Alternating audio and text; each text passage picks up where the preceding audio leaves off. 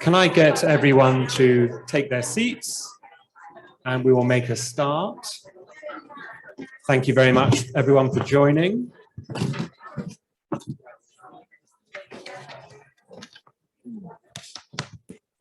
Thank you very much, everyone, and welcome to this event on Reparations Are Affordable, Innovative Solutions to Finance Reparations to Survivors of Conflict-Related Sexual Violence. I'm Rupert Skilbeck, the Director of Redress, an anti-torture NGO also working with survivors of conflict-related sexual violence, working with the Global Survivors Fund. Thank you for joining, both those here in person and those online. We have about 800 people joining us online. Welcome to them. A reminder that we are interpreting this event in Arabic, French, Spanish, and Ukrainian, and hopefully you have all worked out how to do the interpretation. I'm not going to be able to tell you how to do it, but there will be people available if you need assistance. And some of our speakers will be speaking in different languages. So unless you speak all 4 of those languages, I suggest you get some headphones. We will be taking photographs of the event today. If anyone doesn't want to be photographed, please move to the back of the room and let one of our colleagues know, and we'll make sure that there's a colleague at the back. If you don't want to be photographed for whatever reason, we can deal with that. We are very grateful to the New York City Bar Association, and in particular, President Susan Coleman, for hosting us here today, and we will be hearing from her in just a moment.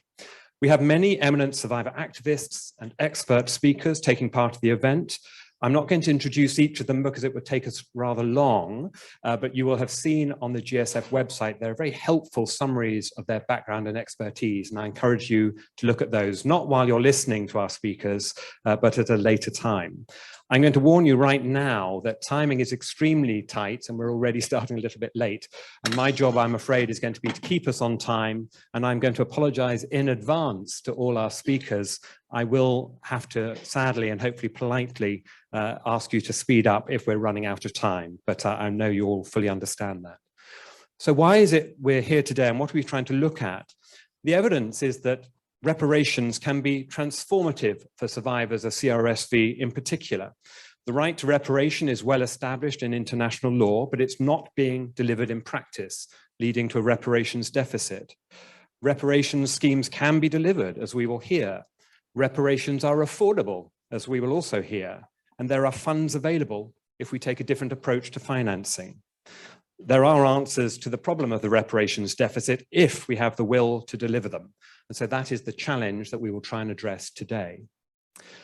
I'm now going to hand over to invite Susan Coleman, President of the New York City Bar Association and a partner with Jenner and Block LLP, to give us some welcoming remarks. Thank you so much. And good morning, everyone. Welcome to the New York City Bar Association. I am honored to open this compelling and innovative law program, Reparations for Conflict-Related Sexual Violence, Challenges, Opportunities, and Recommendations. For those first-time international visitors to the New York City Bar, we hope you feel welcome. And for those international visitors who've been with us before, welcome back to your home away from home. As today's program reflects, the New York City Bar lives and breathes the core values of law. Through our work, we affirm equal treatment under the law for all.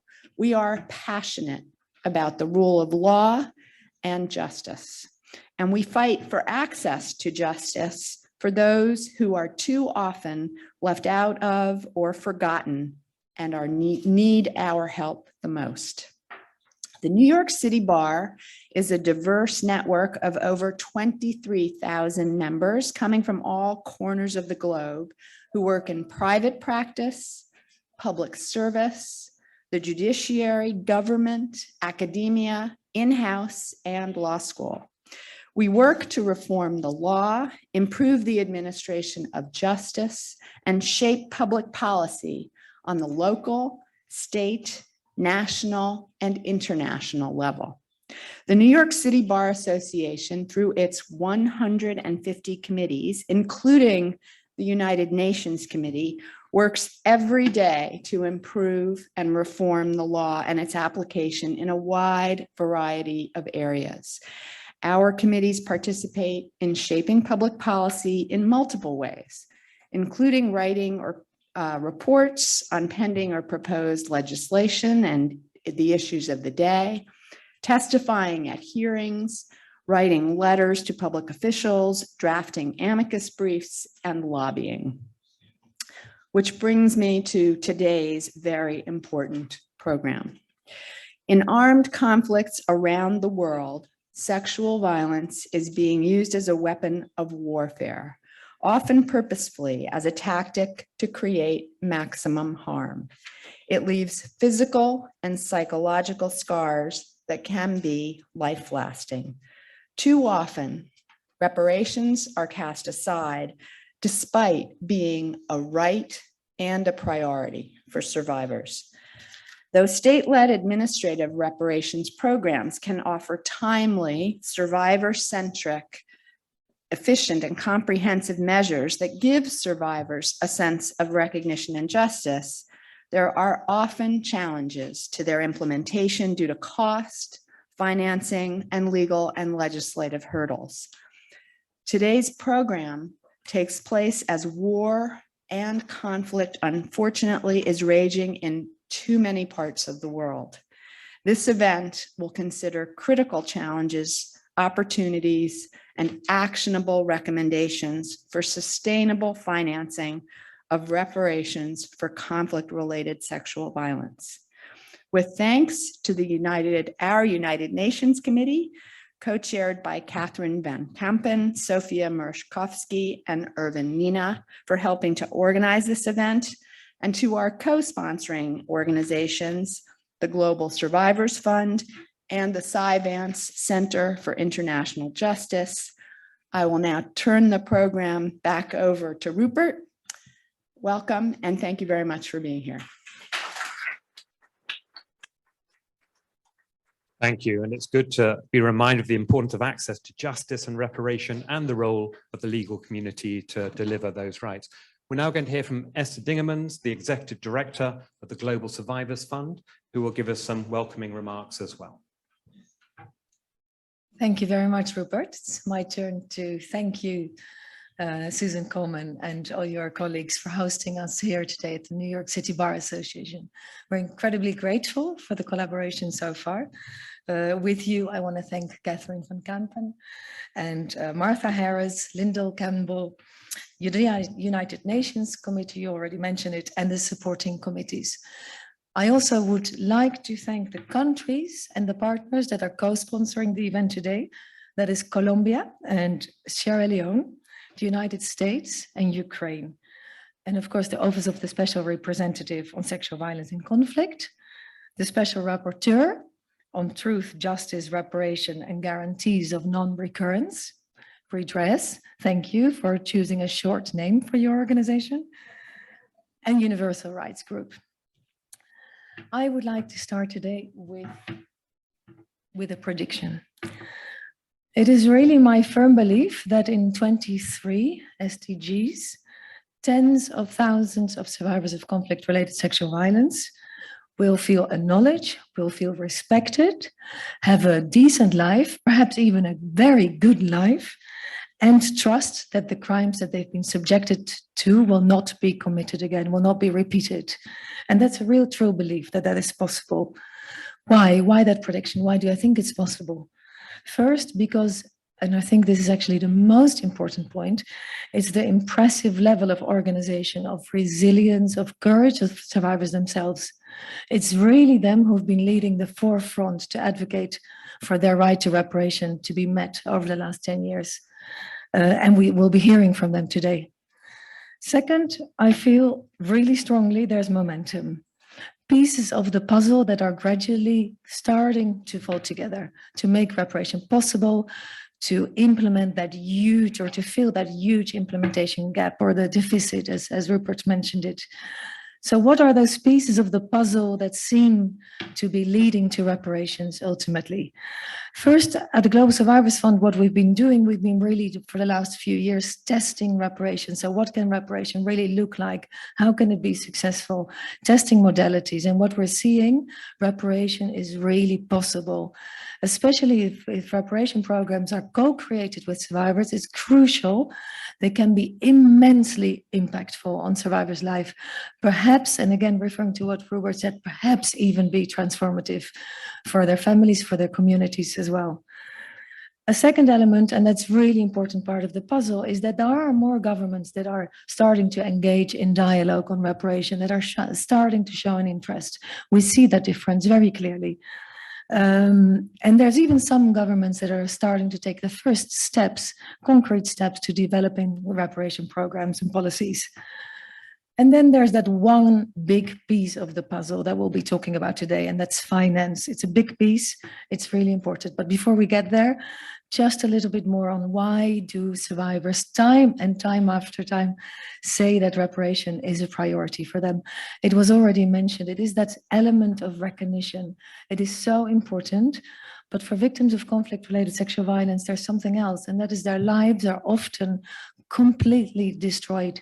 So reparation is really creating building blocks for them to pick up and rebuild that destroyed life.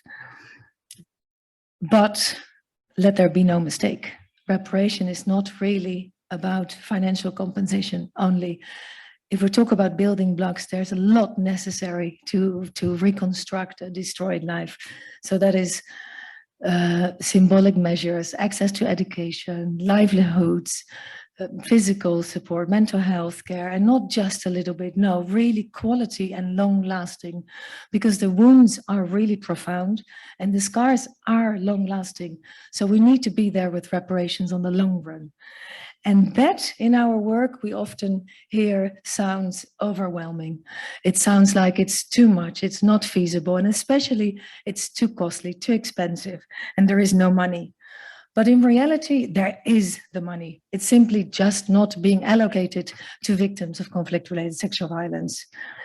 The assets of perpetrators and their associates, they flow through stock markets. It can take the form of real estate, football club, luxury yachts, fast cars, and so on. And this wealth could really be a game changer if some of it at least was allocated to victims of sexual violence.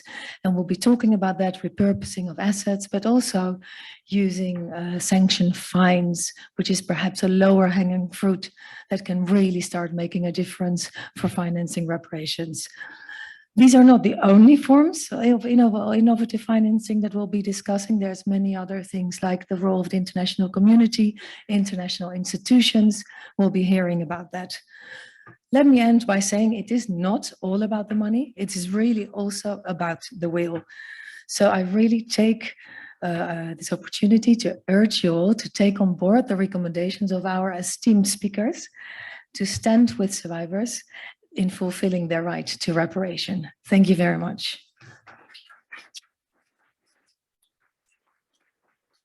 Thank you, Esther, for that optimistic opening to the session. We're now going to ask the AV team to put on a short video from the Global Survivors Fund that sets the context.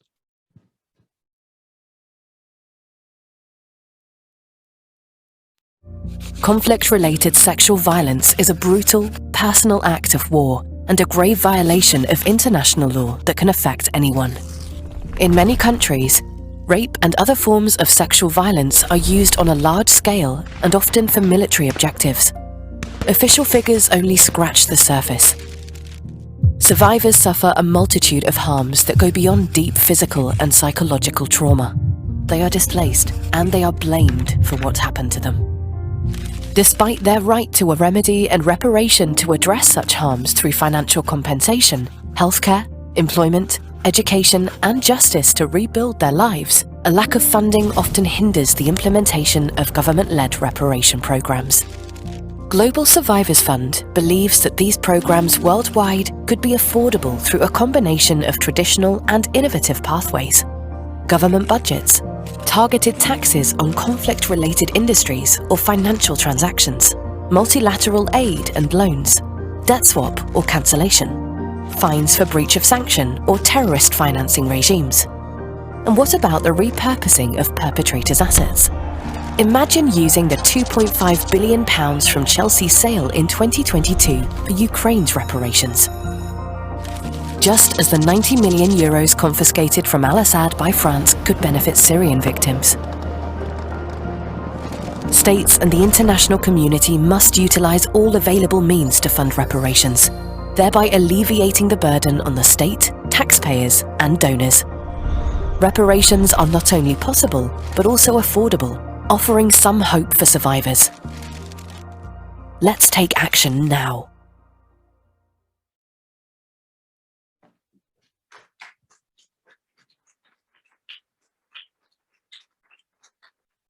Great film showing us some of the issues we're going to be coming on to.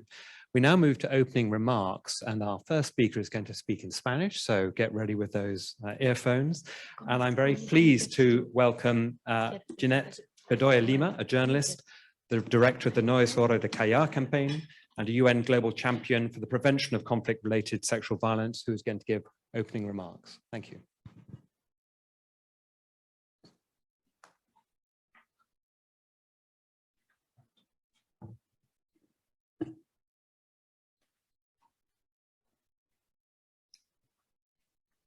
Muy buen día a todos. Good morning, ladies and gentlemen. First of all, I would like to thank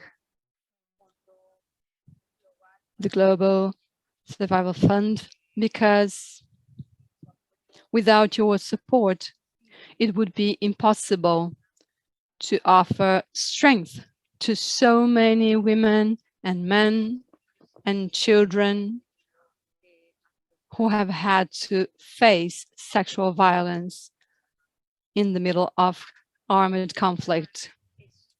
Repair is such an immensely big and ambitious word. It falls short of itself. Putting together the pieces of something that was broken has no possible description, especially when it is the life of a woman, a man, a boy, a girl, a human being that has been ravaged by war.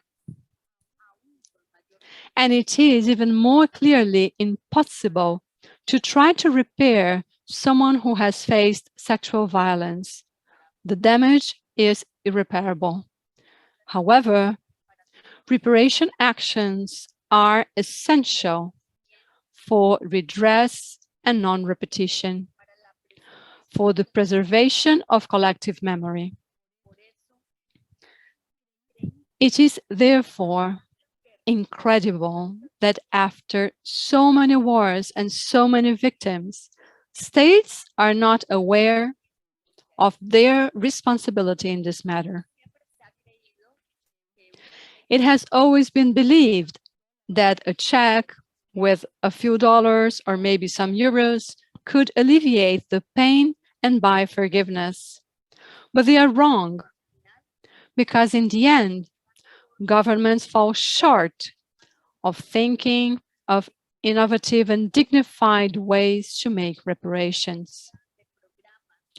The absence of reparation programs and processes, ranging from the construction of the stories to research centers that can rely on budget allocations that make them sustainable, that does not allow progress to be made.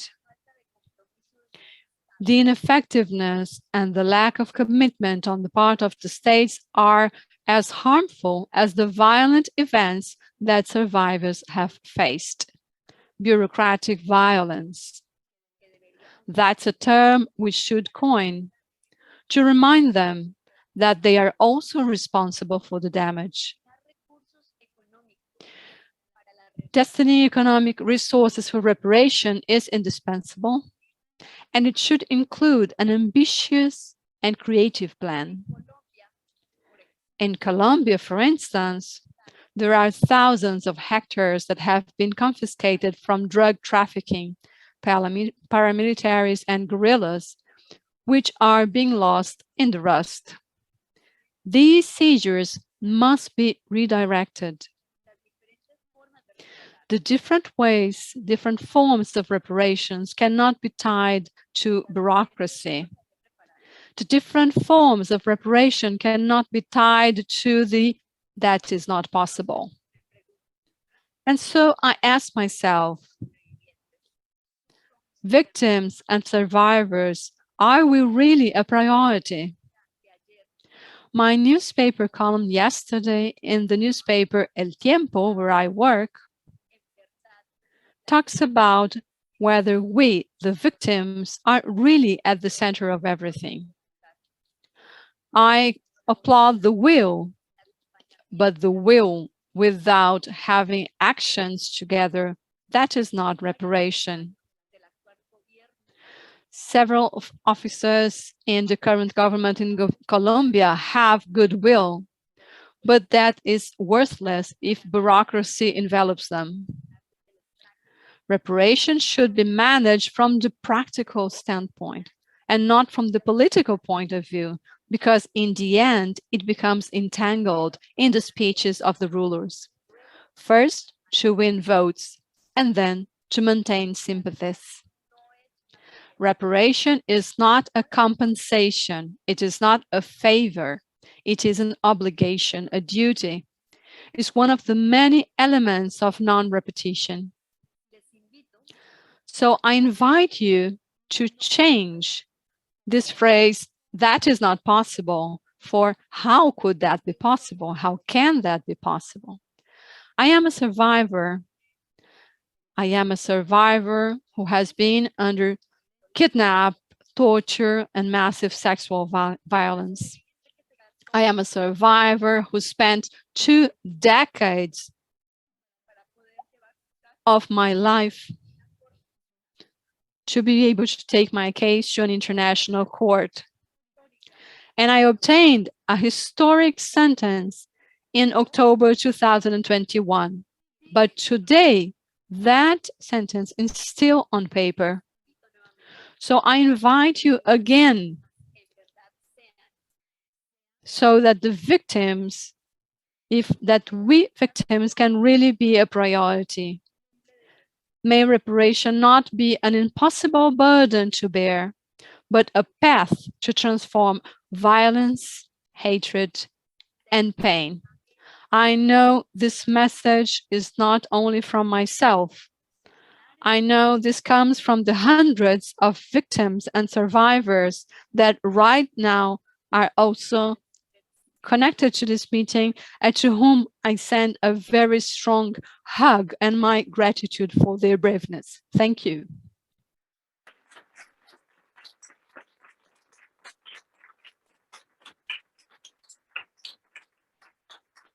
Thank you, Jeanette, for those very powerful words. The failure to commit, the failure to act as bureaucratic violence.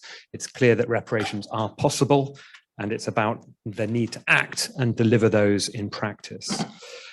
I'm now very pleased to invite our next speaker to present opening remarks, who is Dr. Geeta Rao Gupta, the Ambassador at Large with the Office of Global Women's Issues at the US Department of State.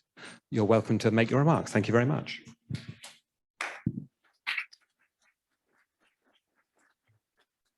Good morning to all of you in the room and to all those who've joined online. And thank you to the Global Survivors Fund for organizing this important event. And thank you to the New York City Bar Association for hosting us here. It's wonderful to be here. I heard that last year, our recently retired Deputy Secretary was able to speak on behalf of the US government, and I'm honored to continue to carry the American flag in support of the Global Survivors Fund. Let me start by saying that we are all here because we believe in the moral imperative and the directive of international law that a survivor of conflict-related sexual violence has the right to reparation, not just services, but reparation as a form of redress and moral payment for the violation of human rights that a survivor has endured. Reparations are an important transitional justice measure because they signal in a tangible way that perpetrators are expected to contribute to the rehabilitation of survivors. They also show the world that perpetrators will be held to account for their actions. It's not enough just to stand behind the word reparations. though. We also have to act, to engage in the act of repair. And to do that, and for it to be effective, transitional justice measures must be inclusive and reflect the priorities of communities most affected by violence. Women and girls in all their diversity, LGBTQI+ persons, youth, refugees and displaced persons, persons with disabilities, and many more. That requires co-creation, taking into account survivors' definition of justice, not ours, but theirs. That requires us to listen to and act upon survivors' own perspective of their needs and what form reparations should take. That is a very hard job, one that requires immense empathy, legal acumen, and stamina. The Global Survivors Fund does incredible work through their focus on co-creation with survivors to develop interim reparative measures. I want to thank the Global Survivors Fund for their efforts and leadership around the world in this regard. The US government has also been working hard to promote the full spectrum of accountability, as we know that this is critical to preventing and responding to conflict-related sexual violence, and that impunity for these crimes must not endure. In November of last year, the President released the Memorandum of Promoting Accountability for CRSV, which calls for the US government to strengthen its use of existing tools to promote accountability. And these include economic sanctions, visa restrictions, and other authorities. The government, and I'm proud to say my team, has worked incredibly hard to act upon the memorandum and show that we and the world are watching, and these crimes must end. Earlier this year, for the first time ever, we sanctioned perpetrators in Iraq and Syria, South Sudan, and the Democratic Republic of Congo for acts of conflict-related sexual violence, among others. I'm committed to continue to add to this list. We do not and will not accept CRSV as an inevitable byproduct of armed conflict. The truth is, there are far too many conflicts and far too many violent acts. The global community has a responsibility not to look the other way. These efforts complement our broader holistic approach to addressing CRSV. My office works every day to advance gender equity and equality. And in collaboration with bureaus and agencies across the US government, we prioritize the immediate needs of survivors, including through funding for survivor-centered and trauma-informed GBV services, and to amplify survivor voices in transitional justice, the provision of services, and peace and political processes. While we can never erase the permanent scars that this horrific form of violence leaves, it is our collective duty to ensure that survivors have access to justice through access to reparation. And I know the conversation today will help us all understand what those acts of repair look like, as well as how they can be financed and achieved legally. Thank you again for having me, and thank you all for your work and support.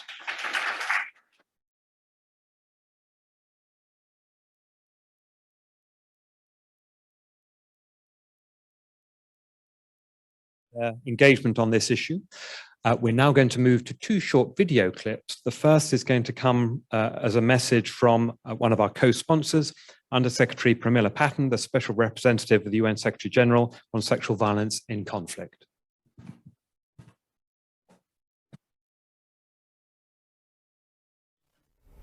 Excellencies, distinguished guests, I regret not being able to join you due to conflicting scheduling during the UN General Assembly.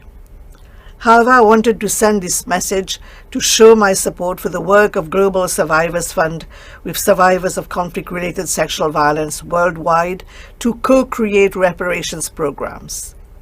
Our partnership on this issue has and continues to remain strong. I have said in multiple forums that reparations are what survivors of conflict-related sexual violence want most and receive least. Everywhere survivors demand justice, reparations, and recognition of what they have gone through. They all affirm that reparations will help to restore their lives and enable them to spend their remaining years in dignity. While the legal basis for claiming reparation for victims of CRSV has become firmly entrenched, the major challenge continues to be that of implementation. Whenever available, reparation programs too often fail to address CRSV survivors' needs and priorities and continue to be too little and too late. As reparation laws continue to be drafted without provisions made for their adequate financing, significant challenges persist in their implementation. Yet there have been new developments to change this.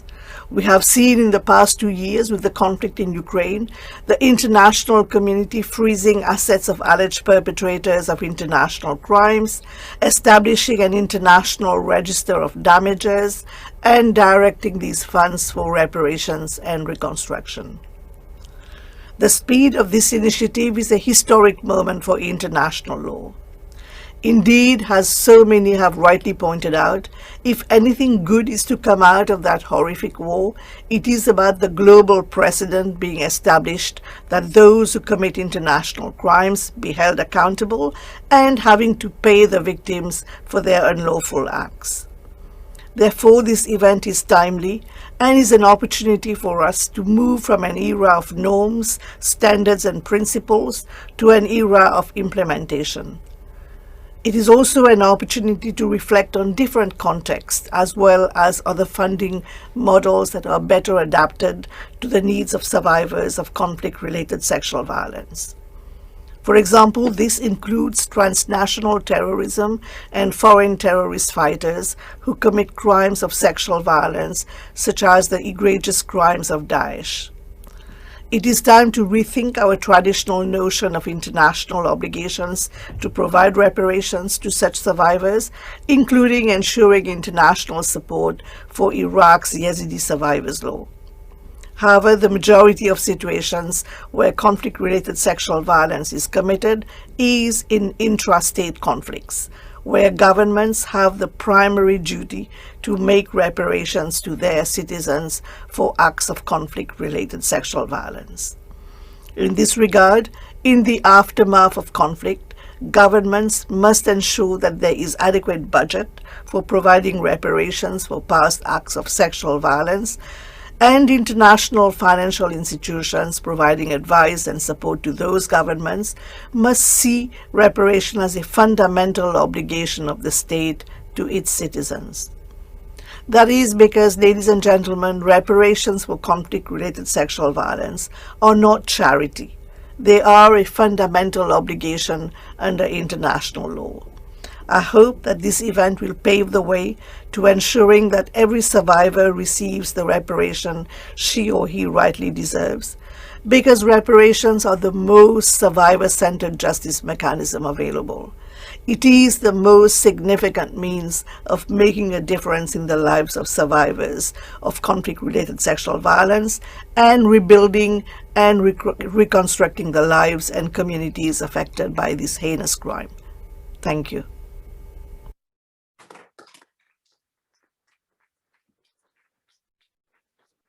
And I think we'll move directly to our second video, which is from Fabienne Salvioli, the UN Special Rapporteur on the promotion of truth, justice, reparation, and guarantees on non-recurrence. Unfortunately, can't be with us as he's in Colombia this week.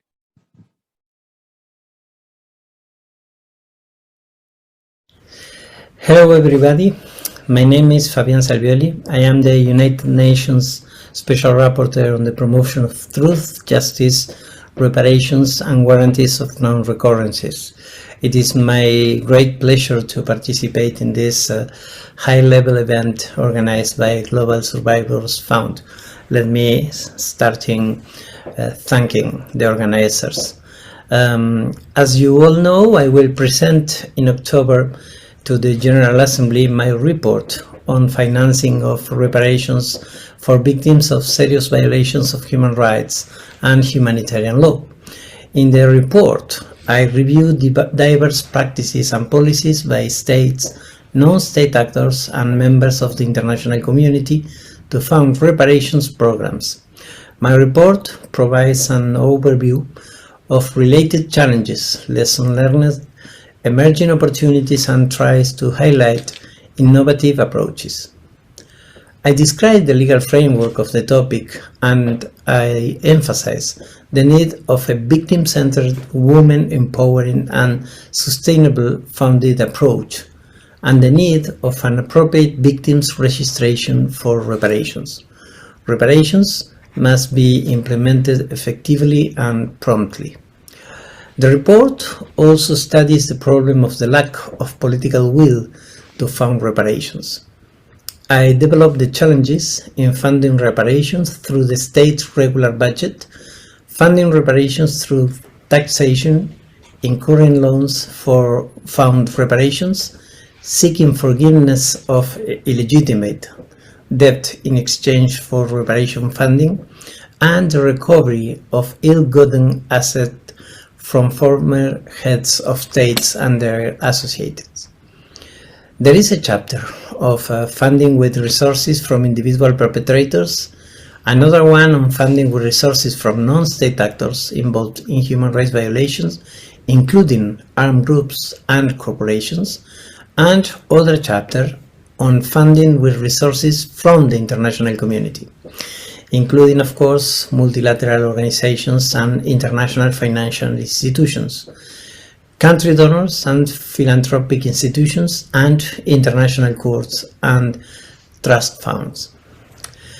After, the report addresses the issue of funding with resources from states involved in human rights violations in other states. The chapter analyzes the repurposing of sanctioned assets from states involved in human rights violations in other states and or individuals who financially or politically support those actions, funding with resources from former colonizing states, and funding from reparations and funding for development aid. The report concludes with the recommendations for states, non-state actors, donors, agencies, and the international community. I hope to have a good interactive dialogue with the states in October. And for this event, I wish you all the best addressing this, for me, relevant topic for victims' rights. I thank you very much.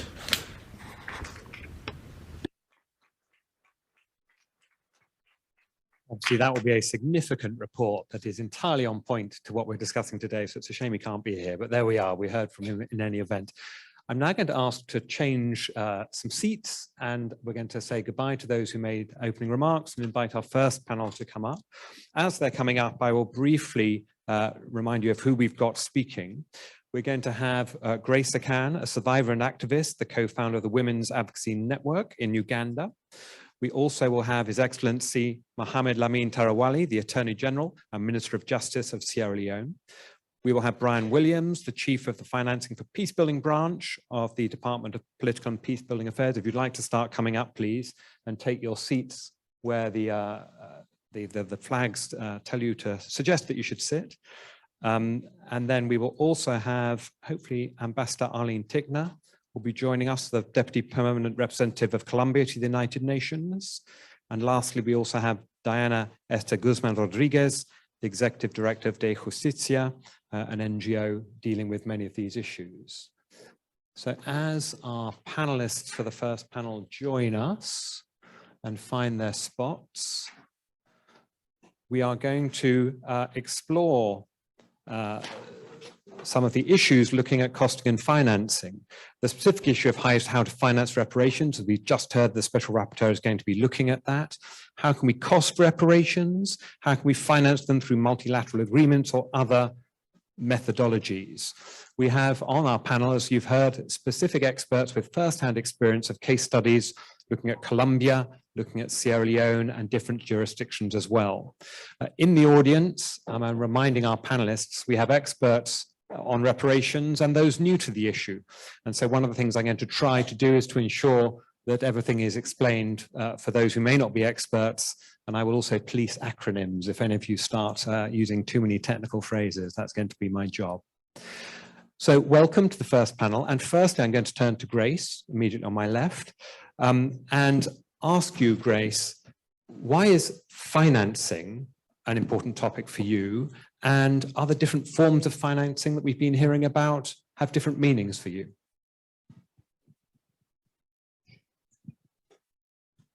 Thank you, ladies and gentlemen.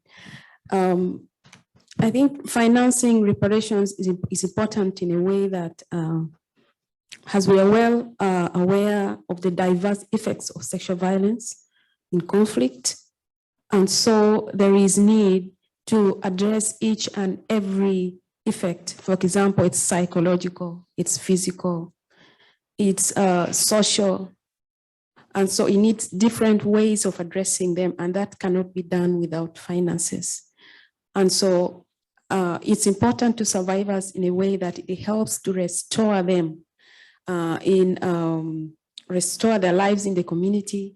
And I think by use of various means, for example, using using the assets of perpetrators is one symbolic way of, I can say, it's justice to survivors, because it's, I can compare it with like apology, if I can say, because it's very meaningful. It's a way, like it's justice to survivors. And it makes them feel they are being recognized. I mean, the perpetrator is well aware of what has happened. And so, it's a punishment actually to perpetrators. And in that sense, it makes them feel recognized. And using that means of financing will also help other perpetrators not to repeat the same thing happening to them. Like, I mean, it will affect them. I mean, it will affect their means of their wealth. So in a way, it will be other perpetrators will be scared of doing the same thing because they're afraid of losing their wealth. Yeah. Very interesting. So many different ways in which financing is core to actually delivering reparations. Thank you. We're going to move across to Sierra Leone, where the Truth and Reconciliation Commission recommended a reparation program that was subsequently delivered by the National Commission for Social Action. And we have someone who can speak directly to it, the Attorney General. Thank you. Could you tell us what are some of the achievements and the lessons learned that emerged from the implementation of that reparations program in Sierra Leone? Thank you, Robert. And in the first place, I just want to appreciate everybody, particularly the organizers, for the program. It is an interesting topic that is more contemporaneous. And for so far, since the recommendations of the TRC, and to date, we have tried very much to adopt those recommendations and implement them. I will categorize my answers in three: the achievement, lessons learned, and challenges. In 2008, the United Nations Peace Funding provided a sum of $3 million to which was given to the NACSA to assist. A directorate was set up, which were able to register over 3,000 survivors across all categories. And despite the difficulties, successes were made, wherein vocational skills trainings were provided, and a health facility was also provided for those in their need, particularly so for those that actually suffer that actually went through the brunt of direct physical confrontation in terms of intercourse. However, we were able to establish training programs. People were registered across all countries, both for women and children from the ages of 18. And there were schools were built, health facilities were provided for them. The lessons learned is that we know very well that the monies provided from the peace building mission, from the peace building fund, was not enough. But that is not to say that we could not walk around what was provided, however little it was. Only that the most important thing is there has to be some coordination between government efforts, NGOs, and developmental partners, because if that does not happen, it confuses the beneficiaries, and in terms of rolling out the programs, who will not know who the actual beneficiaries are, because people who are ineligible will always opt in to gain access and depriving the actual survivors. And in addition to that, government has thought it fit throughout with whatever meager resources they have after the war to ensure that we register the survivors and make sure that we get and reach the target. But going forward, it is a duty for governments to ensure that the recommendations are implemented, though the recommendations are very ambitious, because as a country, from a post-conflict country, those amounts, we have a very multiple programs to handle, but with the recommendations of TRC, they were very ambitious. We have to prioritize. With the challenges, again, we'll say that yes, government has to deal with a lot of funding. The program is very costly and we have to prioritize, but that does not mean that we could not go through to ensure that we do what is right, so that to put an end to such a menace, because nowhere in the world is there a seat for perpetrators to continue to unleash harm against innocent women, girls, and children below the age. Thank you very much. There we see an example of actual delivery of reparations and the challenges that are there.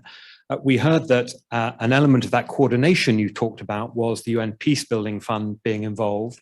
Perhaps if we can turn to Brian Williams to tell us a little bit about how the Peacebuilding Fund can finance and support reparations and how it's done it specifically relating to conflict-related sexual violence, as we have heard in Sierra Leone. Thank you very much. Congratulations to the organizers for this important event. I think maybe what's important for the audience is to understand a little bit how the Secretary General's Peacebuilding Fund works. We respond to country demand as expressed through United Nations country teams at country level, along with governments. So we really finance UN programs mostly to work on a variety of peace-building issues. With respect to reparations, we see this largely inside our transitional justice programming. So come at this definitely from the angle of justice and also from the angle of broader peace building, so social cohesion. And it's not just a question of rights, it's also a question of the contribution that delivering justice can make to building sustainable peace. I think we only have a couple of minutes each, so let me mention a couple of quick examples.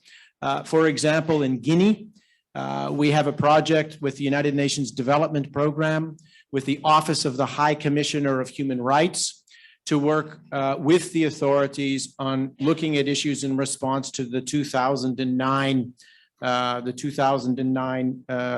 tragedy in the stadium. Our programs there don't work on financial reparations specifically, but do try to look at support to livelihoods, for example, or to mental health. We do advocacy work as well with the authorities around policies so that they can try to put in place things that are sustainable. The other example that I'll give is in Guatemala. In Guatemala from 2017 to 2019, again, a joint project, this time between UN Women, the Office of the High Commissioner of Human Rights, and the Food and Agricultural Organization. Interesting one, I'll come back to it in a second. And it was supporting some of the important decisions that were made around the Separazarco, apologies for my pronunciation, reparations sentence. In this case, the project helped, again, work on policy issues, and so helped the government to develop the dignified and transformative reparation policy of the judicial branch in Guatemala. I guess I'm over my time already, but if there's some lessons that we're going to take away from this. One is to advocate with the full breadth of the United Nations system to get them in turn to be advocating with governments to adopt policies that can be sustainable to lead to reparations. So of course, the High Commissioner for Human Rights has an important role to play. It's a justice issue, but so do many, many other United Nations organizations. And they have powerful advocacy voices with governments and with civil society, and we need to support them to help and put in place sustainable policies. Thank you. Thank you. And that UN coordination is very interesting. Turning back to the Attorney General, Sierra Leone has been advocating for reparations on the international scale. Sierra Leone led, together with Japan, the UN General Assembly resolution on cooperation for access to justice and remedies and assistance for survivors of sexual violence. That resolution specifically mentions the need for public-private partnerships and looks at the important role played by financial institutions. I'd be interested to hear your views on why that element was put into the resolution and what is the importance of the emphasis on financing for Sierra Leone. Again, you cannot delink. There's a serious connection between human trafficking and sexual violence. You cannot delink the two. I think importantly, the reason why that was added is we never knew how survivors how the trafficking were being financed. So going forward, we have the Financial Intelligence Unit in Sierra Leone, and they've conducted several programs in Sierra Leone, several case studies. They realized that the public financing, or most public institutions or financial institutions, were one of the conduits through which trafficking were done. So in order to eliminate or to reduce the process or to stop that, government touches right to ensure that public financial institutions are included in their programs, so they will be able to trail and trace the way monies were meted out and how these monies were generated. Because most times trafficking were done of women and children across borders, and these monies were laundered to these institutions without knowing the details. But now bringing them on board, there's a role model, a roadmap for us to know by tracing your finances. So we'll know exactly the actions you've taken and what has led to your balance or what has led to your increment, because we're now able to track and immediately deal with institutions that could not account for those instances. That's the reason why public finance, these institutions are brought in, and for public-private partnership. Yeah, very interesting. And I think that's a key feature of this area of work, is suddenly lots of human rights activists and lawyers are suddenly having to learn about financing and financial investigations. It doesn't always sit nicely with human rights folk, but there are other experts out there who can assist. Staying on the United Nations and the international community, Brian, one of the issues we have is the fact that there's not that much support yet for financing reparations from the international community. How can we build that support and encourage the scaling up of the financing that we're talking about? Yeah, thanks very much. What's really important is events like today, where we're building really momentum and advocacy for these issues.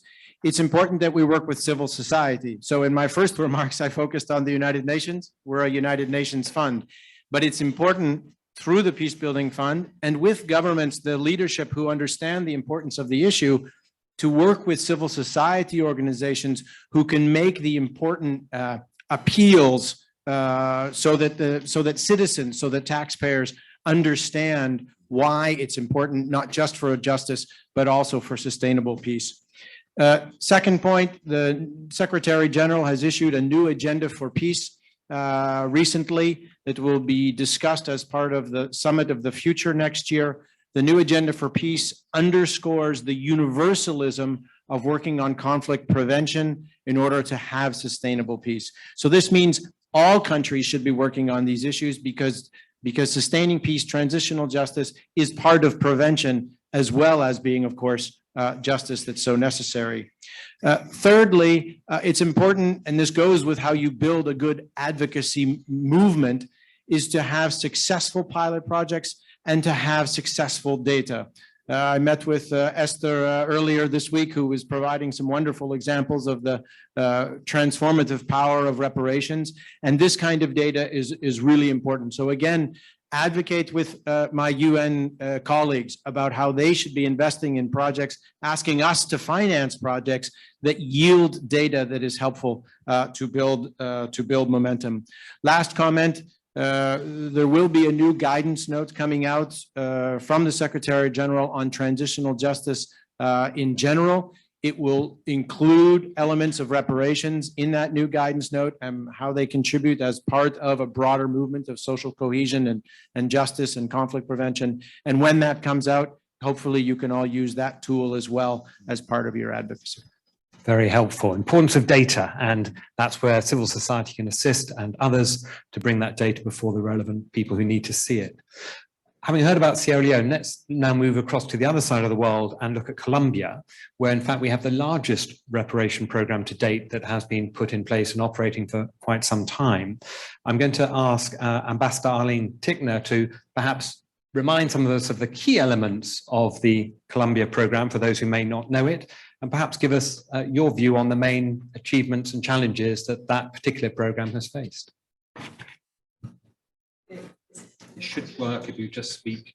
I think it'll go.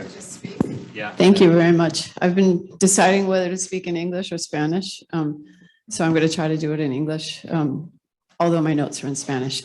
I just want to say how grateful the Colombian mission is to be participating in this event, which is fundamental for many of the projects at the core of the government of Gustavo Petro and Francia Marquez. I just want to contextualize very quickly what our reparations program looks like. The Victims and Land Restitution Law of 2011 provides a comprehensive framework to attend distinct facets of reparation, including survivors of sexual violence related to the armed conflict.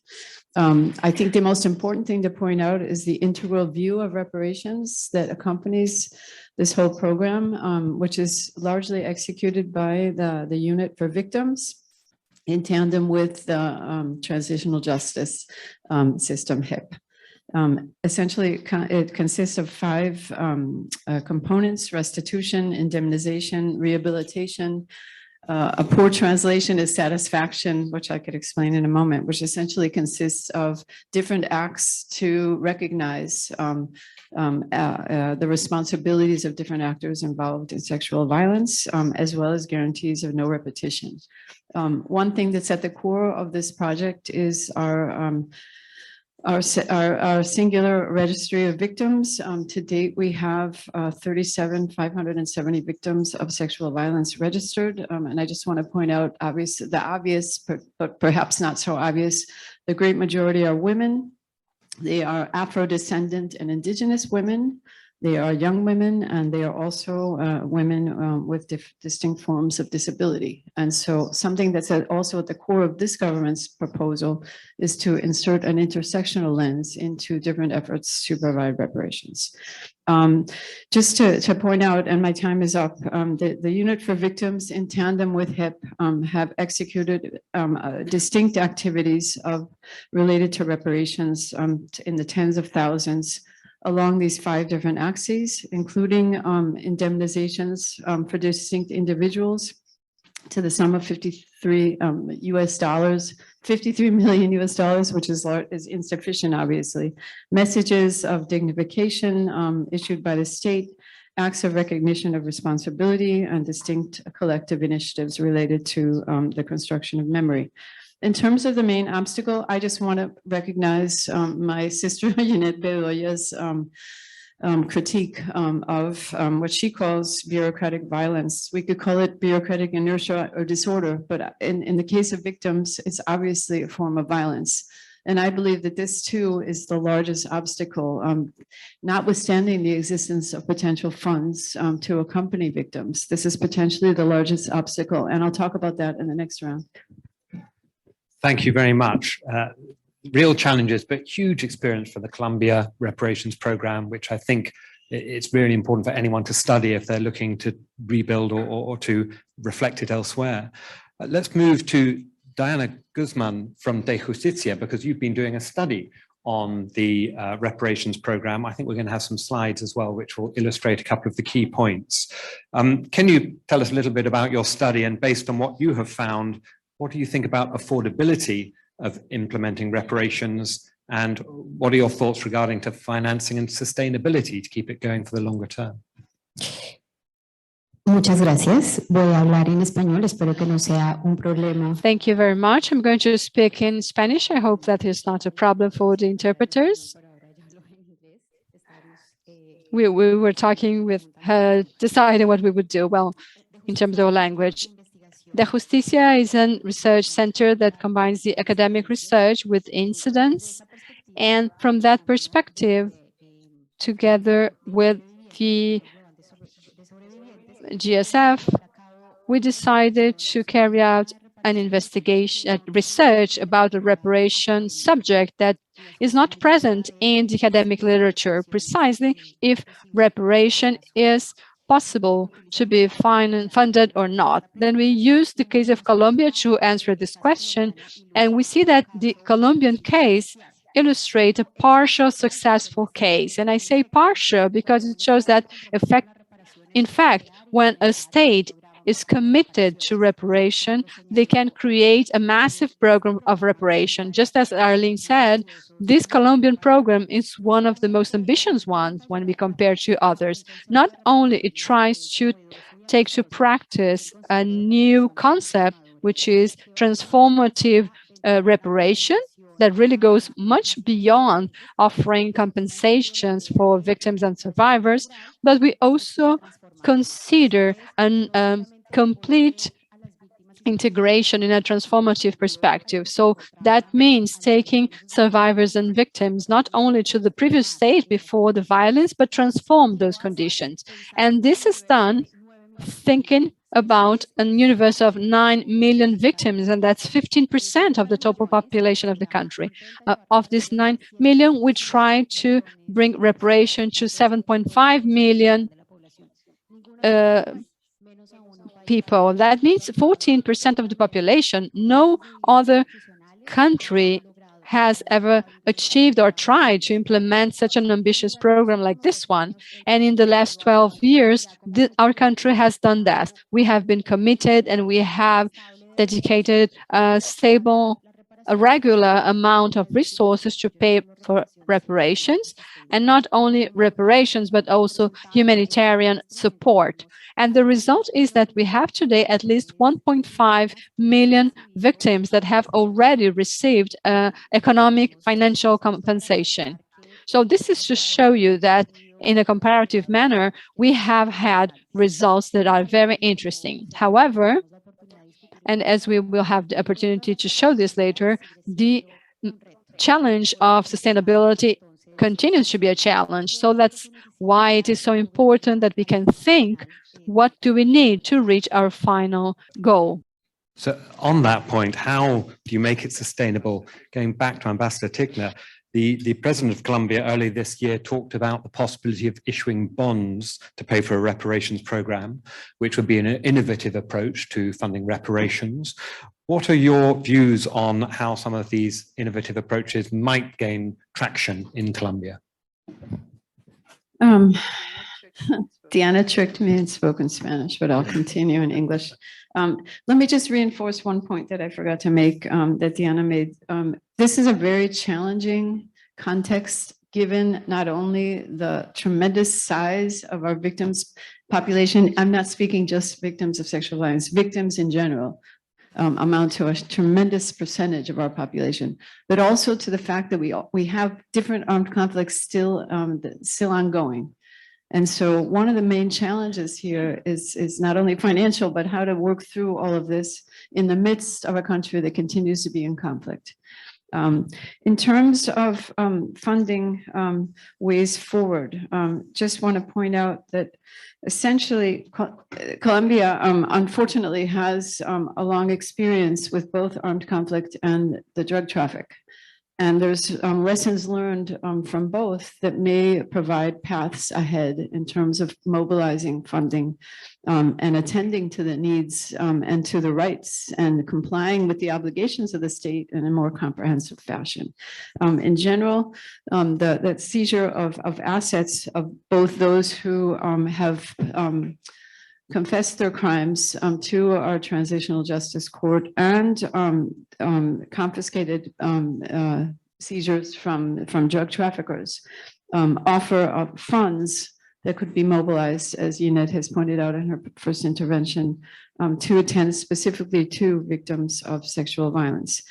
There's a previous experience in the early 2000s with a paramilitary group called AUC, whose justice and peace process led to the seizure and distribution of certain assets. And just to point out, in the last 3 years, our General Attorney's Office has provided funding to this fund for the reparation of victims to the tune of $215 million. I just want to make two other points because Yvette Bedoya spoke about the Inter-American Court's decision in her specific case. There's a challenge here in terms of ensuring complementarity between reparations provided through the decisions against Colombia, the state of Colombia handed down by the court, and the work of the victims unit, which I think we're still working through as a government. And second, the role of international support, I think, is fundamental. So just international support for the work, the restorative projects of HIP is something that we're now working to mobilize more forcefully. But just, and I'll end on this note, reaching out to third parties that bear responsibility for the armed conflict in an indirect manner, be they corporations, private sector and whatnot, is something that I also think provides a way forward that the government is just beginning to look at. Very interesting. So exactly, it's positive examples of assets that have been seized from perpetrators and paid for reparations. That's a good way that it can be done. And some of those other challenges you set out, but these innovative methods have been delivered before. And so we need to be looking at that a little bit. Let's just turn back to Diana, again, looking at the study that you've looked at. What, based on your experience in the reparations program from Colombia, are some of the key conclusions and recommendations that you could give to other countries trying to look at setting up reparations programs and using some of these innovative methods? Thank you. And for this, I would like to use the presentation to give you a general overview of what we are talking about right now, because I have told you we have 9 million victims that are represented here in this graph. Of these 9 million, we have given economic compensation, not a complete package, to 1.5 million, those who are represented here in green on the right, and those that are on the other side in a darker color were the original universe of victims that we predicted when the law was created in 2011. So that group of people was about 900,000 people in total, also with forced displaced victims. And at that point, we had a very high register of sexual violence. In 2011, when we created this law, we had a victims registration that has allowed us to acknowledge that during all the years of armed conflict in Colombia, we had more than 9 million victims, among whom we still have a large number of victims to offer reparation. So next year, Colombia would still need to offer reparation to 6 million people. And that's a very high number when we consider the amount of money that has already been invested in reparation. So the question is, how do we intend to reach these 6 million victims that we have considered. And I mentioned sexual violence because only 52% of the victims have been given reparation. And so far, the state response has not been sufficient when we consider the whole group of people. Why insufficient? Because the reparation fund that uses these resources from armored resources, this has not been working properly, and they have not offered enough resources so this can really become a relevant source of funding within this reparation policy. And so far, we have not tried other ways to find the funds for this task. But we also have an institutional condition. Although we have created institutions that offer reparation, and they are relatively strong, but they do not work properly, we still have bureaucratic and violence and institutionalized violence. And this also needs to be included when we think what is the sustainability in reparation. So I think the message here is that the programs are possible. Colombia shows that the creation and implementation of the programs is possible. At least we have reached more than 1.5 million victims and survivors, but we have to use political will, institutional power, and respecting the victims, of course, and we also need to consider the relevance of the international community and social mobilization within the country that promotes the respect for the human rights of the victims. Thank you very much. Thank you very much. So as you have made clear from this panel, to deliver financing of reparations, we will need legal change, we will need policy change, but most importantly, we will need bureaucratic change, which is often the most difficult thing to deliver, and in a long-term way as well. Thank you very much to our first panel who have given us incredible insights. If you could all show your appreciation.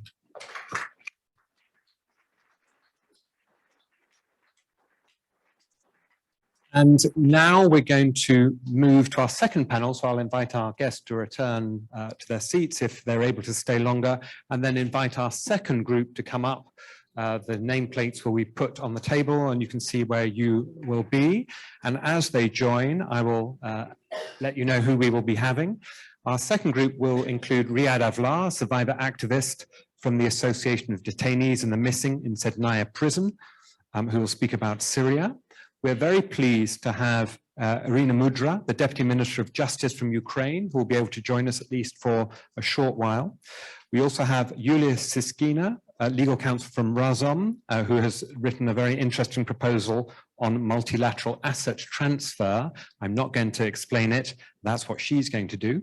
And then we also have Tetiana Nesterchuk, who's a barrister from London, from Fountain Court Chambers, who has been exploring some of the options for repurposing of assets.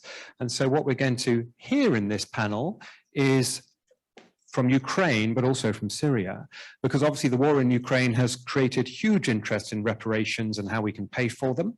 And that interest and the galvanization of political will can be used for other conflicts as well, which is what we hope that we will be doing. We can see that reparations are affordable, reparations can be costed.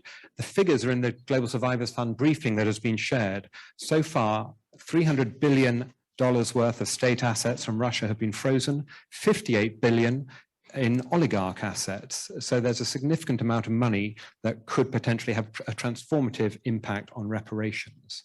We're going to hear first from Riyad, and then we will, I think, hear from the Deputy Minister, who may have to move on, and then we'll go on to get into some real technical detail as to some of these legal options that may be available, while obviously interpreting them for a broader audience. So my first question is in fact to Riyad Avlar.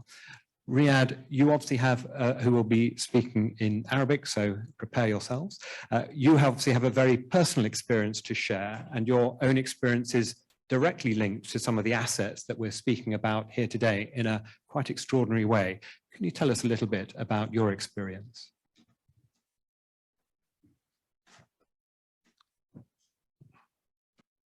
Good morning. First of all, I would like to thank the organizers of this event, especially the GSF team for their excellent work and permanent work. My name is Riyad Oler. I am Turkish. I am in the middle of the 90s. I went to Syria to study Arabic. And through staying there, I learned that the Syrian regime in the 80s has bombed the city of Hama. And I learned as well about Rafat al-Assad, which is the person that we're going to be talking about, because I'm one of the victims of the Rafat al-Assad. And he is the engineer of the mechanism for killing and torture of the Syrian regime from the 80s until this day.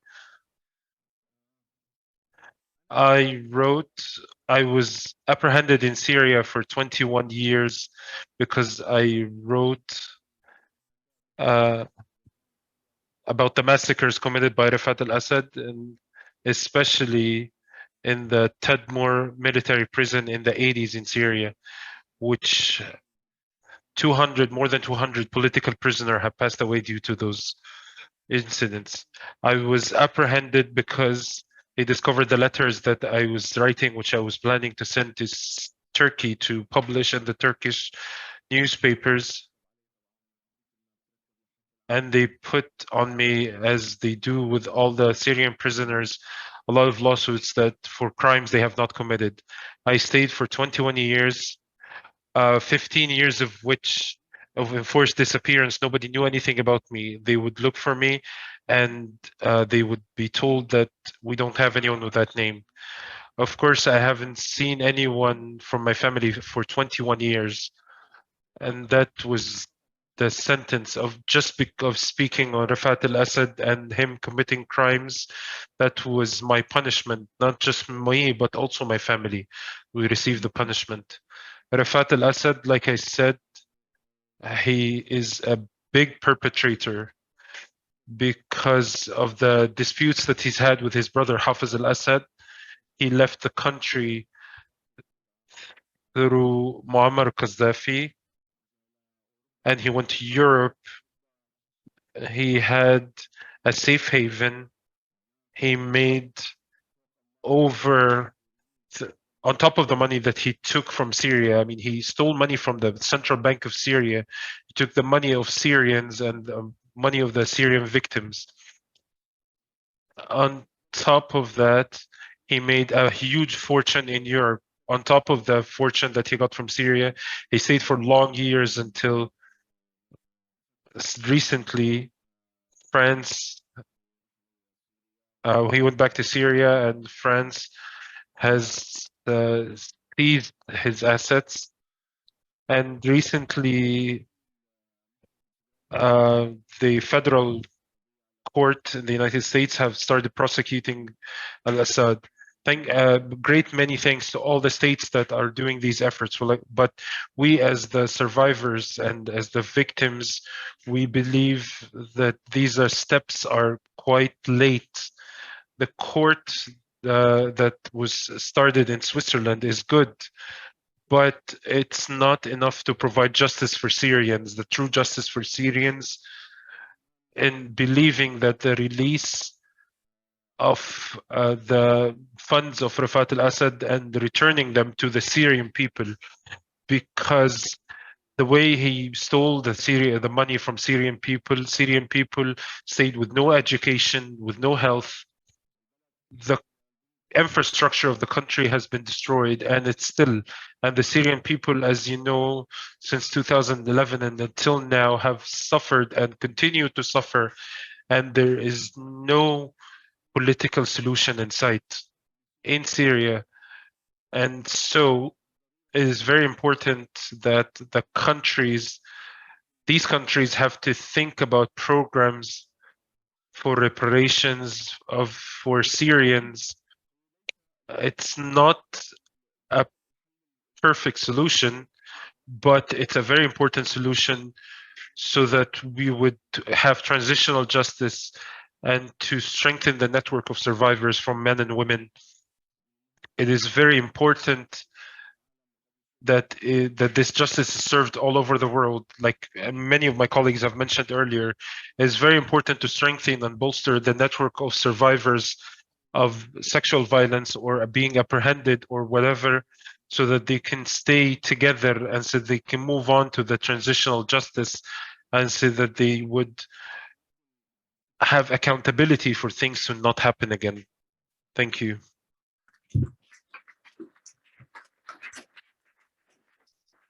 An extraordinary study of how, as we know, international justice can take many, many years, but a man who is now subject to an international arrest warrant, 90 million euros frozen in French bank accounts.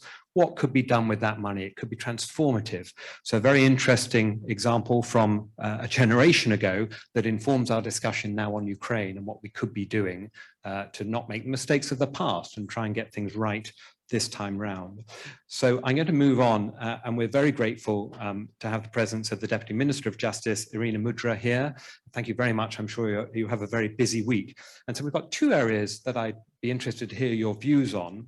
You're leading the work on the International Register of Damage that will be producing, hopefully, a process for reparations relating to Ukraine. Why is asset repurposing so important to both reparation and reconstruction for Ukraine? And what do you think are the potential levels of funding that we need to be talking about for that to be effective?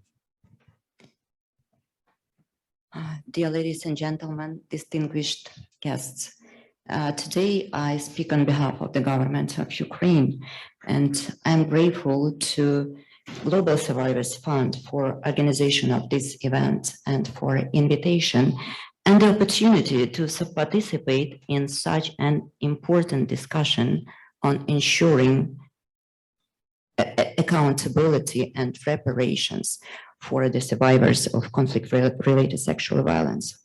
Thank you also to the New York City Bar for hospitality. For more than 1 year and a half, Ukraine is defending its sovereignty, territorial integrity, and independence.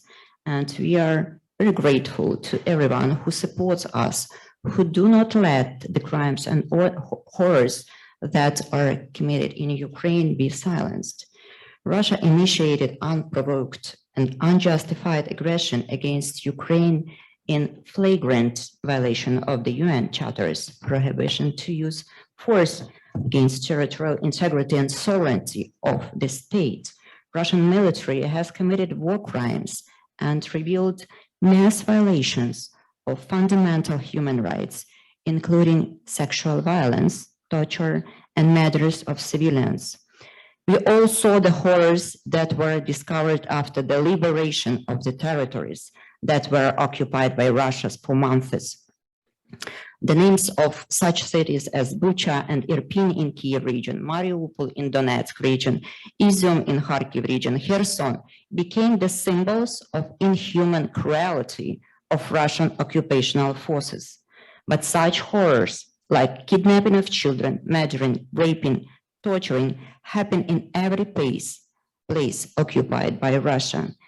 A number of statements of survivors and the documented cases of tortures, including rape and other sexual crimes, inflicted captives, both military and civilians, may speak to a premeditated plan on a systematic level. And these statements definitely will be used and are used by Ukraine before the international courts, where Ukraine seeks justice for victims and accountability for perpetrators. The Prosecutor General Office registered 231 cases of sexual violence against Ukrainian citizens, including 13 against children. But in reality, there are much more such cases. Victims are afraid and ashamed to contact the law enforcement agencies, but each of them needs complex help and support. No doubt that Russia should be held accountable and is obliged to compensate all these sufferings of Ukrainians. Sexual violence is one of the most serious crimes in itself, and conflict-related sexual violence becomes a terrible weapon that harms the victim, his or her family and friends, and the society in which the victim lives. And we, the government of Ukraine, has to ensure the observance of human rights, including the rights to respect and recognition, the right to protection, access to justice, and a fair treatment, assistance, and support, and redress for the negative effects of this crime in form of restitution or compensation. So adequate, prompt, and effective access to reparation for survivors at the expense of the aggressor's assets and all those who contributed to this aggression, who supported and financed this war, is of utmost importance. Because survivors need reparations, resources for recovery right now, without waiting for the post-war agreements to be concluded. And every day of delay reduces their chances of recovery. Inability to receive proper medical care and physical assistance, lack of opportunities to earn a sustainable livelihood, all of this will harm the survivors' chances of returning to regular life. So the government of Ukraine takes actions to ensure reparation for the survivors of conflict-related sexual violence. And with regards to the question, what is the cost of reconstruction, the cost of reparations and compensations to our people, no one knows for sure today the exact amount. If we speak only about the direct damage to Ukrainian critical infrastructure, as of March 2023, the World Bank assessed the cost of reconstruction and for Ukrainian infrastructure up to 411 billion. And it does not include damage and harm cost to people, cost to businesses, environment, land resources, etc. This amount will be much more higher. What is the source for paying out these damages and harm? The source is the assets of Russian Federation, because there is a state which has the legal obligation under the international law principle for state responsibility to make reparations, and it should be Russia who should pay for this. The government of Ukraine takes several steps in order to address this issue. I will mention them a bit later, but definitely we should not want and will not wait until the war ends, as some states suggested at the beginning that Russia might in some point of time sit at the table of negotiation and make reparations. No, at least no signs as of today that they will be willing to do this, and the victims and the survivors will not wait for that. Thank you very much. And the specifically, we've mentioned the cost of rebuilding is a huge challenge, but specifically relating to reparations for survivors of conflict-related sexual violence, what actions is the Ministry of Justice in particular taking to ensure those reparations can move forward? Yes. In May 2022, framework program on cooperation between the government of Ukraine and the UN on prevention and response to conflict-related sexual violence was signed to ensure a quick and effective response to cases of violence and to help victims. In pursuance of this program, an implementation plan was developed and a number of measures were taken to help victims of violence in this conflict, including 11 survivor assistance centers were opened to provide comprehensive services to survivors of conflict-related sexual violence, where they can receive various types of immediate assistance. The monetary compensation is also important, though it's not the only way of reparation. So what is the main governmental track here? Ukraine has proposed the concept of the international compensation mechanism, which will be based on international treaty and should consist of 3 components: International Register of Damage to record claims and evidences of damage, loss, and injury caused by Russia. International Claims Commission that will adjudicate those claims and determine the size of compensation due in each case, and International Compensation Fund that will accumulate money from which these compensation decisions will be paid. So on May 12th, 2023, the International Register of Damage has been created by enlarged partial agreement under the auspices of the Council of Europe. And this register is the platform, is the comprehensive database where all the information on damages, the evidences will be collected, preserved, and used for future adjudicated purposes. So the International Register is called upon to receive and process information on claims of damage and evidence, including from the survivors of conflict-related sexual violence. And it was our deliberate intention and proposal made to the International Register of Damage that the damage cost to people, including from tortures, sexual violence, and other harm to health should be included in this register. Establishment of the International Register of Damage is not the ultimate goal in obtaining the justice for Ukraine and victims. And Ukraine, together with the International Register of Damage, will soon propose to the international community, to other governments, where the Russian assets are located, a draft of such an international instrument that should be served as a legitimate basis for creation of the Claims Commission and Compensation Fund and confiscation of Russian state assets. Ukraine is confident that the main source for financing the Compensation Fund is the blocked or frozen assets of the Russian Federation and the Russian sanctioned individuals. One such source is the sovereign assets of Russia that are located, frozen, or otherwise immobilized in other jurisdictions.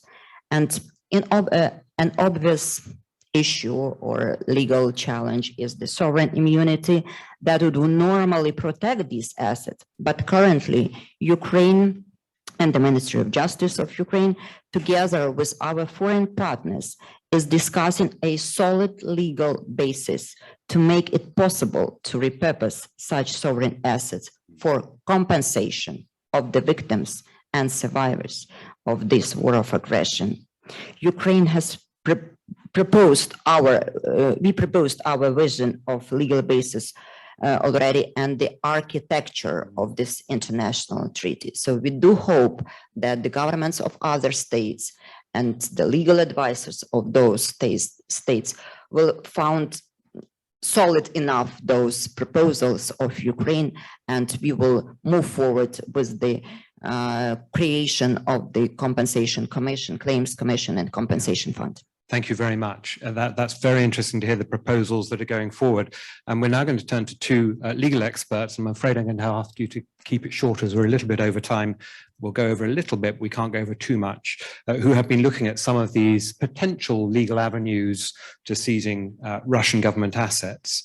So firstly, I'm going to ask to look at the question of countermeasures. And Yulia Siskina, the legal counsel for Razom, has been looking at this issue. And I'm going to ask you to very succinctly tell us what this concept is and how it might be effective. Sure. The doctrine of state countermeasures essentially provides the legal basis for the compensation, transfer, and repurposing of frozen aggressor state assets for reparation funding. So in the situation of Ukraine, what do you do when the aggressor won't end its aggression and much less provide reparations funding? This is where countermeasures comes into play. Countermeasures are codified by the UN International Law Commission's Articles on State Responsibility of States, and they are a well-developed doctrine under international law. Countermeasures are a tool to enforce international obligations. So while sanctions are intended to be a deterrent, countermeasures are intended to restore justice. Countermeasures are more specifically specific acts taken by a state in response to a breach of international law by another state that would ordinarily be unlawful, but they become lawful when in response to a prior internationally unlawful act. So that's a bit confusing, so I'll sum it up. In the case of repurposing assets, under customary international law, sovereign states are obligated to respect the sovereignty of other states, including their property. The countermeasure suspends that ordinary respect that one sovereign extends to the property of another. So since Russia itself has invaded the sovereignty of Ukraine, it is not entitled to the respect of its property if the confiscation is done as a countermeasure, as a means of fulfilling Russia's existing obligation for reparations. In other words, bank robbers should not expect banks to honor their safety deposit boxes. Except in this case, the banks are national governments with jurisdiction over the sovereign accounts of the perpetrators. The duty against internationally wrongful acts, which carry the duty to compensate, is one that Russia owes to the entire world and not just to Ukraine. So in that sense, every country has standing to take countermeasures. In this sense, Russia left the duty for reparations in the hands of states that care and value justice, and that is now our duty. Thank you very much. So that's one way forward that could be taken. And then if I can turn to Tetiana Nestychuk, who's been looking at other options, and human rights lawyers again have got to know an awful lot about yachts recently as we move towards seizure of assets. And here in the United States, there's already been a first successful case for forfeiture of a $5 million yacht, which has been transferred to Ukraine. What is your thoughts on the use of the frozen assets of those who've been sanctioned to provide a strong source of funding for reparations for Ukraine? So the sanctioned individuals' assets are an already available source of finance, unlike the case of sovereign funds. There is an established legal framework in many key jurisdictions, the US, UK, Canada, EU, which permits the forfeiture of funds involved in the commission of crime. Sanctions evasion and breach of sanctions constitutes such a crime. And in May 2022, the EU Commission proposed a directive on asset recovery and confiscation, which would strengthen that legal framework within the EU. And yet this source of funding, which is currently available, does rely on government agencies to take steps to enforce compliance with the existing sanctions regime and then hand over the funds confiscated to the victims. So the second issue is that any forfeiture of sanctioned assets involves the courts, and the legal process can be long-winded and costly. And yet we know that justice delayed is justice denied, as we have heard earlier this morning from Janice. And that is especially so for victims of conflict-related sexual violence. So funds must be available now to allow victims to resume their lives without interruption. And as Irina just said, Ukraine is not willing to wait until the end of the war. What can we as civil society do to encourage? Well, I think we do need to talk to the government and encourage that the government agencies actually do their job and enforce compliance with sanctions without exception, and also to encourage the governments to simplify the core processes and perhaps cap the costs involved in those processes to encourage more enforcement to take place, because the single example of confiscation that we have seen in the US is just not sufficient at this stage. Thank you very much. So there we have $58 billion worth of assets frozen through sanctions, and several ideas for how those could be repurposed for reparations. So lots of innovative ideas are being put forward, which need to be taken forward as well. I'm going to ask, I'm afraid we're out of time, but I'm going to move back to Riyadh. We've heard a great deal about how there are innovative solutions for financing of reparations. Can you tell us how do you think repurposing such assets for reparations will have a tangible difference to the lives of survivors?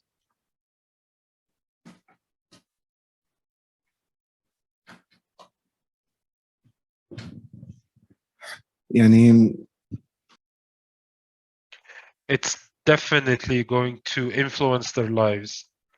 I'm one of the people who when we started the reparations project and when it was temporary reparation, I'm one of the people have changed, because these programs, because they are comprehensive, as you've mentioned, It provides mental health support, livelihood support, education. It makes people, also the survivors, make them feel that they receive justice. Let me give you two examples that I have witnessed myself. And first of all, I would like to thank GSF. You know, in South Turkey and Syria, there has been an earthquake, a very destructive earthquake that has taken the lives of almost 50,000 people. During that time, it was very important for survivors to receive support. And of course, Esther knows, thank you very much. On the second day, they contacted us and they sent us a fund. And using that fund, we were able to help the survivors from the earthquake. One of the survivors who was elderly, and he was also imprisoned, and his son was telling us he was on his deathbed, and he told us that when the money arrived that we sent him, he was already on his deathbed, and that has re-energized him, and he brought him back to life. This is the first time ever, he says, that I see anyone who gives me dignity, because I have been a victim of violence. Survivors don't really care about the money itself. They care about their feeling that someone cares about their dignity, someone that is there thinking about them, someone who can support them. That's the most important thing. One of the female survivors told us during the focus group that the whole world has abandoned her. Even her children abandoned her until she received this money, and that made her feel that someone out there, someone in this very cruel world, still thinks about her. And that is that's the importance of the reparations projects, and that's the importance that this money that is confiscated by these countries to go back to Syrian people. And also, let me add something else. Of course, you know that the company called Lavash, it's one of the corporations that helped ISIS in Syria, and I know that the United States has confiscated their funds to that company. So this money needs to go back to Iraqi people and Syrian people, because ISIS has committed grave violence in their countries, some of which are sexual. And it's very, very important for the countries and all the sides to support and to encourage the reparations programs, because these programs are the ones that will bring survivors, male and female, to their lives. Thank you very much. Thank you. Thanks for illustrating the life-changing impact of reparations, and it's for civil society to bring the data that can demonstrate that to help change the policy that we've been talking about. That brings us to the end of our second panel. And so if we could just thank our panelists, and then we'll have a short conclusion about what's happening. So to conclude this session, we're going to, if anyone has questions for the panelists, then please do so during the lunch break, as they'll all be present, or hopefully present, and you can ask over lunch as well. To finish off, I'm going to ask Yasmin Walji from Hogan Lovells to come and give us some concluding comments and thoughts about what we have learned today.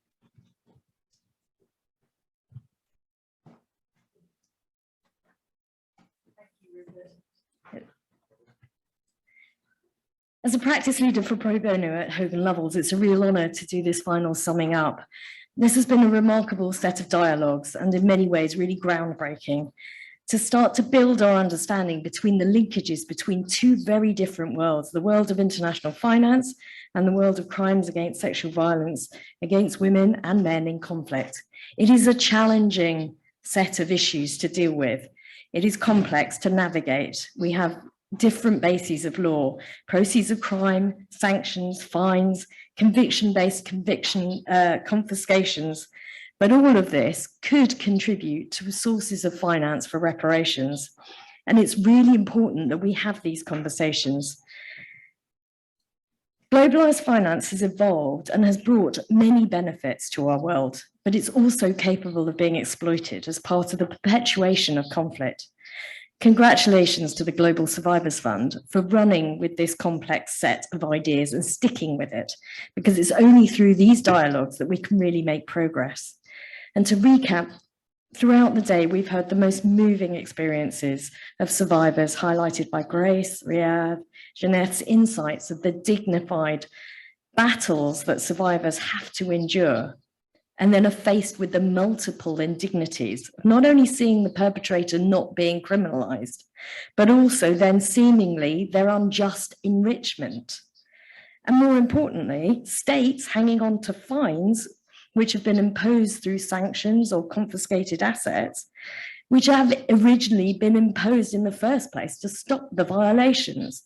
Why are we not seeing these being returned to the victims and to victims' compensation funds?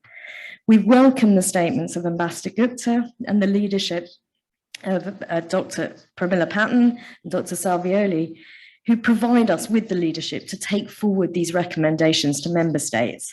And for us as practitioners, as lawyers, as diplomats within the international community, as the saying goes, now is time to get behind their plow and push. Just to remind ourselves, it is what we are trying to achieve if we keep in mind 4 principles: that victims of international crime and sexual violence, crimes against humanity, are entitled to reparations. It is not charity. And that to be effective, these need to be financially guaranteed by states. Why? Because the states have put in place systems to address breaches of international finance rules that have been put down to ensure that society, business, and other actors do not inadvertently or deliberately finance human rights violations or benefit from them. And finally, those systems are generating huge amounts of money. I just looked up one just now. Earlier this year, there was a US Treasury fine imposed on a bank for breach of sanctions in relation to Syria, Iran, and Sudan. Just that one transaction was $100 million. During today's dialogue, we've heard great examples of practice in Colombia from Ambassador Tickner and Diana about the challenges around financing them. Also from our minister from Sierra Leone, we've heard how traditional mechanisms of multilateral funds are working. But again, we need to ensure that there is financial sustainability behind them. And we're really pleased to hear about the UN Peacebuilding Fund, who is an ally in this call for action. And we've started to explore the ideas of innovative financing solutions, but we need more research. And if we hadn't been moved to take action by then certainly listening to the Deputy Minister of Justice for Ukraine gave us momentum on this, particularly witnessing the courage that it's taking to keep going in this war, but at the same time push for accountability, financial accountability. And with that, a Global Survivors Fund, unique work with the Deputy Minister on providing interim reparations and making sure these are internationally financed. My firm at Hogan Lovells has been looking at the issue of financing reparations and has published 2 reports on this, which arose actually out of seeing the US government seize crypto assets worth millions reportedly belonging to IS, and also fines for breach of sanctions for supporting IS and anti-terrorism financing legislation. Yet none of these funds will reach my clients, my Yazidi clients, who were enslaved in a basement for months on end and abused by foreign fighters. Our reports received a little attention when they first came out, but as a result, sadly, of the unlawful invasion of Ukraine, actually the reports have become much more pertinent. And so we're seeing sanctions all over the world and seizures. Recently, there was a yacht in Gibraltar, as Rupert mentioned. It was sold as part of a debt reclaim, but what happened to the remaining assets? There is very little transparency, and we need to push for transparency around these issues. It was good to hear the discussion on countermeasures, and we're fortunate to have the experts with us. So I would recommend us to try and learn more about that legal basis. Ultimately, what we're trying to do is push for the return of funds back to victims and call for transparency around this. Global Survivors Fund is doing remarkable work, and I really celebrate that. My enormous thanks to everybody that's been involved today. It has been a really interesting dialogue, but we know, as we can see, we're running out of time. We definitely need more dialogues on this subject. Thank you. Thank you, Yasmin. So to finish, our thanks to the Global Survivors Fund for bringing together such an extraordinary array of speakers and panelists. Our thanks again to the New York City Bar Association for hosting us, and thanks as well to the attendees here in New York and also those online for your interest in the issues. Thank you all very much for attending.